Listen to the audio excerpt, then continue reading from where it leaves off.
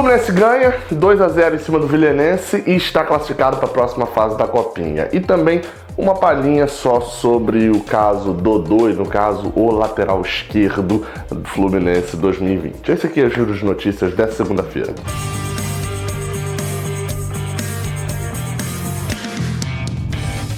Seja bem-vindo, você guerreira de todo o Brasil e de todo mundo. Aqui é o canal Raiz Tricolor. Eu sou o Gabriel Amaral, sou jornalista e sou tricolor. Daqui é um giro de notícias um pouco menor, afinal de contas é o primeiro giro de notícias da segunda-feira. Eu até pretendia gravar um vídeo de análise para ser publicado nessa tarde, falando do elenco do Fluminense para 2020 e um outro vídeo ainda falando sobre todas as especulações, reunindo todas elas para poder, enfim, fazer um apanhado aí de início de semana, mas vi que o presidente Mário Bittencourt vai dar entrevista às 11h30, se eu não me engano, no CT Carlos Castilho, ou seja, como vai ter pauta, porque entrevista sempre tem pauta, não sabemos se é portal da transparência, se é contratações, se é plano de sócio, o que é, eu vou ter que ficar, esses vídeos que eu prometi aqui, ou vão ficar para o final da tarde, o que deve ser bem difícil, mas devem ficar para essa terça-feira. Como nos velhos tempos, quem é antigo aqui do canal vai se lembrar do Papo de Terça? Então, vão ser vídeos nesse tipo Papo de Terça mesmo, mas você, como eu falei, deixa o seu like aqui embaixo, se inscreve aqui no canal. Vamos falar de Copinha. Começo aqui já falando da vitória do Fluminense por 2-0 sobre o Vilhenense de Rondônia, um time que até me impressionou. Normalmente esses times que vêm muito longe, né, e que tem investimento nenhum, como é o caso dos times de Rondônia, dos times de Roraima, principalmente do Norte, em alguns casos até do Nordeste também, ou do Centro-Oeste, do Sul acaba vindo mais perto de São Paulo, e o investimento financeiro, a gente sabe que o poderio financeiro tende a ser um pouco maior, mas principalmente dessas três regiões, Centro-Oeste, Norte e Nordeste, os times que não são grandes, como você vai pegar um Sport, um Fortaleza, um Bahia, né, para pegar três centros ali do Nordeste, ou até um CRB, esses times têm estrutura. Agora, quando você pega um time de Rondônia, onde não existe nenhum representante nem na Série C, óbvio que o nível é mais baixo, mas me impressionou realmente porque eles fizeram um jogo duro contra o Ituano, eu vi parte do jogo, jogaram até melhor do que o Ituano em uma parte do jogo, e quando o Fluminense também perderam dignamente bem. A escalação que o Fluminense entrou, né? Primeiro eu vou falar da escalação, depois eu cito alguns exemplos durante o jogo. O Fluminense repetiu a escalação da primeira partida, com o Marcelo Pitaluga no gol, o Calegari entrando como lateral direito, na zaga o Luan e o Cipriano, que eu falei Crepaldi da outra vez, Crepaldi não era titular, mas o Cipriano, zagueiro, e na lateral esquerda o Guilherme, que é a lateral direita, está improvisado. No meio de campo com o André, e aí assim, já passando para a parte da frente, porque aí vem André, Martinelli, Wallace, e mais na frente com Luiz Henrique, Jefferson e o centroavante Lucas Ribeiro, antigo Macula, agora é Lucas Ribeiro. E bem, os gols do Fluminense foram marcados logo no início assim, do primeiro tempo, o gol feito pelo Luan, de meio que um voleio ali, será que dá para chamar aquilo de voleio? Um sem pulo, não sei exatamente como chama, depois de uma cobrança de escanteio do Jefferson, e o segundo gol marcado após um lateral cobrado já aos 38 do segundo tempo, o zagueiro falhou, o zagueiro do Vilhenense, e John Kennedy meteu uma puxeta ali, um voleio até bonito, contando com o erro do goleiro do Vilhenense. 1 minuto antes, no lance anterior, na verdade, ele era para ter tido um pênalti pro Fluminense que o juiz não deu, no lance seguinte saiu o gol. Mas vamos lá, isso aí tudo você poderia ter já sabido assistindo os melhores momentos, etc. O que importa aqui é a análise, né? Você que não pôde ver o jogo. Mais uma vez, gostei muito do John Kennedy. Eu assisti o primeiro tempo inteiro e assisti uma boa parte do segundo tempo. Acabei perdendo ali, acho que uns 20 minutos, mas depois consegui assistir... Não assisti na ordem, né? Mas assisti o tempo inteiro do jogo. Me impressionou, eu vou falar aqui primeiro do John Kennedy, por quê? Porque ele contrapõe com o Lucas Ribeiro. Eu vi muita gente elogiando muito o Lucas Ribeiro depois da primeira partida, um centroavante forte, girou, bateu, fez um golaço, uma outra assistência, realmente foi bem na primeira partida, mas foi mal na segunda. Eu sempre gosto de lembrar aqui duas coisas quando eu vou falar de Copinha especificamente. Número 1, a gente está falando de pessoas com menos de 20 anos. Relembre você, caso você tenha mais do que isso, como era a sua cabeça quando você tinha 17, 18, 19, 20 anos, como a opinião dos outros importava e influenciava no que você fazia. Então, eu sempre gosto de ter esse cuidado aqui, porque, enfim, são garotos, eu que hoje tenho 24 anos, sei que a gente tem que ter cuidado para criticar e também para elogiar. E o segundo ponto é que a Copa São Paulo é muito semelhante à Copa do Mundo no seguinte: em 22 dias, se eu não me engano, 23 dias, você disputa uma competição onde você joga os 3 jogos da fase de grupos e joga mais 5 depois, eu acho que são 5 ou 6 mata-matas. Então, meu amigo, é uma competição de tiro curto que às vezes um jogador que não é isso tudo pode despontar e um jogador que é isso tudo pode dar mole num jogo, não jogar bem no outro, quando joga bem no terceiro vira reserva e acabou. Então é bom a gente ter cuidado. Mas vamos lá, para elogiar o André, a partida que eu vi dele contra o Vilhenense nesse domingo foi um negócio assim que eu olho e falo assim, cara, esse cara é titular no profissional. Óbvio que a gente tem que ter calma, óbvio que não é pra ter essa pretensão, não sou daqueles torcedores malucos que falam, esse cara tem que subir, ele é um novo camisa 5, etc.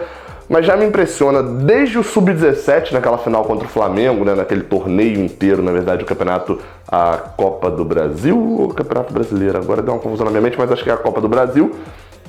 Já me impressionava desde lá. E no caso, era a Copa do Brasil. E no caso do André, ele subiu pro Sub-20, virou, continuou capitão e joga muito bem ainda. E outro também que continua me agradando é o John Kennedy, como falei, pelo contraponto com o Lucas Ribeiro, que jogou como a gente viu ele já jogando algumas vezes nessa partida, não andou bem. E, enfim, John Kennedy mais uma vez entra para fazer uma função que me lembra muito o jeito que o Richarlison jogava, né? Não tô comparando os dois, mas que é aquele cara que é um cara preciso na finalização, etc., mas que bota na frente, ele tem uma explosão muito grande. Então, esses dois são destaques bastante positivos, assim. Tem alguns outros, eu não vou ficar citando tanto porque ainda tem a terceira partida contra o Ituano, mas gostaria de destacar Luiz Henrique e Jefferson. São dois jogadores bons, só que eles têm um problema sério, a posição. A posição em que eles estão é uma posição saturada hoje no futebol, que é a posição de ponta. O Luiz Henrique eu acho um ótimo jogador, o Jefferson eu acho um bom driblador também, assim como o Caio Vitor, que entrou no segundo tempo. Só que é uma posição que, assim, o que difere Matheus Alessandro de Evandro, por exemplo, entendeu? De um jogador desse. É uma posição que tem muito jogador no mercado. Vai ser difícil vingar, mas é bom o Fluminense ficar de olho se existe algo diferenciado nesses jogadores, além deles serem de uma posição já saturada e serem jovens só. Para se destacar também, Calegari, quando veio para volante, jogou melhor do que como lateral direito, e o Guilherme, que estava como lateral esquerdo, continuou rendendo bem pela direita. São dois nomes para ficar de olho. O Marcelo Pitaluga, pela primeira vez, participou de um lance, ele não vinha participando nem lá contra o Socorro e agora contra o Vilhenense também. Participou assim, fez uma defesaça muito bonita, que vai rodar aí bastante, só que eu já tinha reparado, e aí até vi aqui nas redes sociais, a galera também reparou, de que ele faz uma defesa absurda, que poderia ter sido uma defesa média, se ele não tivesse posicionado tanto para a direita na hora do chute. Ele deixou o canto, que é algo que eu já até fiz mas em gols menores, para você deixar o canto pro cara bater, porque você sabe que vai pegar, mas no caso ele deixou o canto demais e quase não pega, mas de qualquer forma, continua sendo um goleiro extremamente seguro, e vamos ver agora enfrentando adversários mais fortes. Fato 5-0 no Socorro, 2-0 no Vilhenense. Esses dois resultados eram mais do que obrigação. Vencer o Ituano, ano passado a gente caiu no grupo da Audax e perdeu, e acabou se complicando na segunda fase porque reenfrentou, pegou acho que o Londrina e passou nos pênaltis, e aí depois perdeu para o Audax de novo, complicou o caminho. Então é hora de pegar o Ituano e ganhar. Sobre outros jogadores, cara, a gente vai citando conforme for passando o campeonato, até porque, como eu falei, campeonato de tiro curto, eu não vou ficar aqui exemplificando tanto jogador por jogador. Vamos falar agora de Dodô, só para encerrar aqui um toque que saiu no Lancenet. A notícia, aparentemente, eu falei ontem que poderia ser o empresário oferecendo, etc. Tá tomando jeito de verdade, só que eu sempre tenho medo de uma coisa, salário. O Lancenet publicou que Dodô é a primeira opção, o Globo Esporte também publicou para a saída de Caio Henrique, ou seja, aquela parte boa fica, de que o Fluminense está se preocupando e quer sim contratar um lateral esquerdo para ser titular, e faz sentido, afinal de contas a gente conseguiu renovar boa parte do meio para trás do time, os meio-campistas a gente perdeu só Daniel, e tá brigando ainda por Alan, e perderia Caio Henrique, ou seja, a gente renovou todos os que eram mais fáceis de se renovar. Gilberto, por exemplo, não custou praticamente nada, Yuri não custou nada, e Nino custou 2 milhões que serão pagos parcelados, ou seja, o Fluminense não gastou dinheiro para renovar jogador. Também não está indo ao mercado para comprar jogadores e contratar, ou seja, o dinheiro que poderia investir em Caio Henrique, dá para dar uma investida melhor. Resta saber se é Dodô mesmo que merece esse investimento um pouco maior. O Fluminense vai ter que tentar ali uma liberação, porque ele tem contrato com a Sampdoria só até o meio do ano. O Cruzeiro tinha um direito de compra, ou seja, é mais um jogador que entra na lista de Henrique e de Fred, de jogadores que primeiro tem que acertar com o Cruzeiro, se acerta aí com o Cruzeiro, depois vem se acertar com o Fluminense. Enfim, o jeito é aguardar. Vai ter coletiva do presidente, como eu falei, 11h30, são 5 horas da manhã nesse momento, eu estou gravando.